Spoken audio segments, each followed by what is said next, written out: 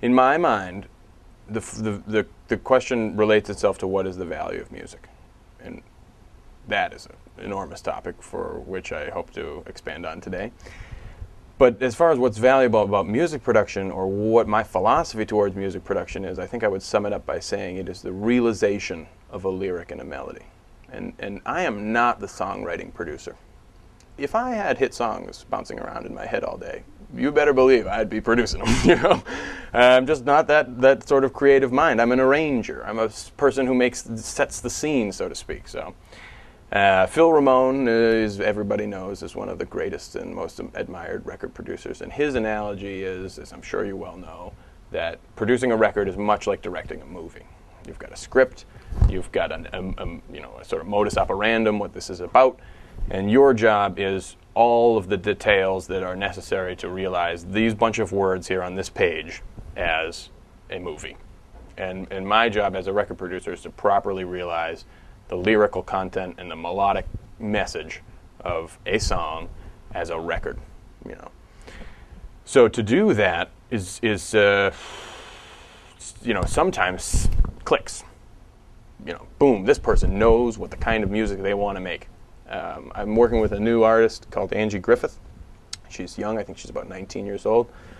She's a songwriter. She writes a type of Avril Lavigne type music. And she's one of these people who has more songs than we could possibly choose from. My first sort of operation when producing a record with someone like that is to just get into a rehearsal room somewhere where that person can have their guitar or their piano or whatever, or even just their voice, and sing and perform all their material to me. And you and I were talking about earlier what an amazing experience that is. You're like the first audience member. So that's the most exciting time in the making of a record, is when you are sifting through all the songs of this person's head and deciding how you're going to structure them into a concept. And people don't want to kill their babies. You have to be light-handed with that whole process. But I was shocked by this young lady because, just frankly, I can't imagine how she learned to write a good song. How does one learn to write a good song? Can't explain it. I mean, for all my ability to teach and explain things, I cannot really explain how you write a great song. I mean, how does that happen? One person in a room all by themselves comes up with this great song. And my job with her was to find a good range of songs for her to put on her record, and songs that I could tell were signature songs for her, and songs that I felt really deserved the whole process of being in the studio and being realized and everything like that. But the philosophy from there, once you've devised the right group of songs, and all parties, however many there are, agree that these are the group of songs that we are going to put on our record. The next most important thing you can do is find the right personnel to be a part of the process.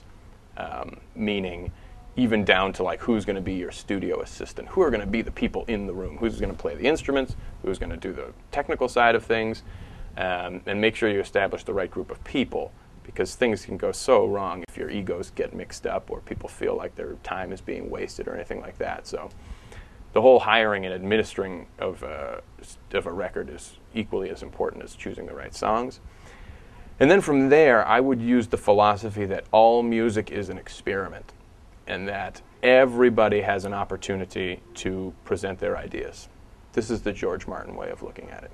The George Martin way of looking at it, as I understand from his interviews, is all he feels obligated to do is tell the client what he really thinks, And if they don't take it to heart, and if they do nothing with that information, at least I told you so kind of thing.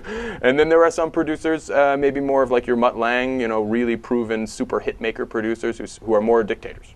I don't know Mutt Lange. I don't have any experience with his interviews, but from people that have spoke on the subject, he's a person who you can bring in to really tell you what you need to do, line people up. You do this, you do that. Here we go. This is the way it's going to go down. We're going to use all these 96 tracks, and much more of not a dictator in the strict sense of the word, but somebody whom you wouldn't necessarily be going too back and forth with. With me, I mean, in the interest of not wasting studio time, I will tell you this is not a good idea. I really strongly think we should not waste our time on this. but I probably will, even if I think that, if the artist is that motivated to try out their idea, or to come in and do a xylophone track, or to do a backwards piano thing, or to say something so crazy that at first I would say, like, what? Are you kidding?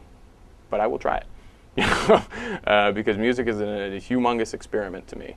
And once you've got the songs and the personnel, it's all about experimenting until you get the shivers on your back and you say, this is it, this is the way it should be.